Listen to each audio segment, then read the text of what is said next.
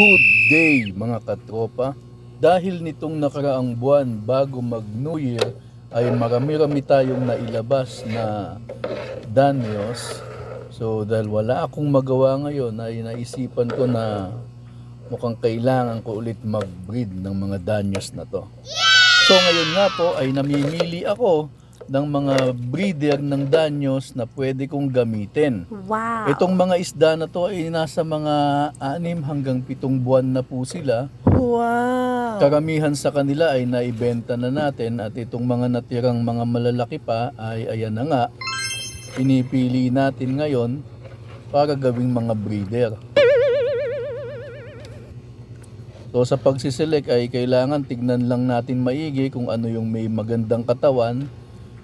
Usually yan yung mga isda na mukhang may mga laman ng eggs para mas mabilis. Hindi na natin sila i-condition ulit pagdating dun sa breeding pod or breeding pond.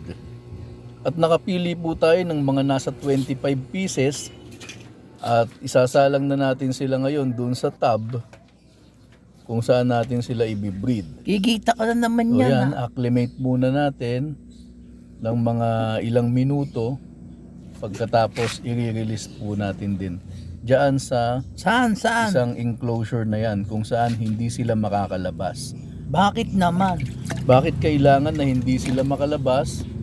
So ang dahilan po nun ay para kapag nag-spread out na sila ng mga eggs o nag-lay na ng eggs at finertile ng mga male yung mga eggs po na ikakalat nila ay malalaglag lang dyan sa ilalim ng enclosure na yan, nang sa ganon ay hindi naman po nila makakain.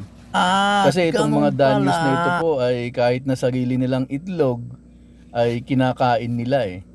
Ayun, at check natin po sila after a week. Balitaan ko po kayo. Thank you!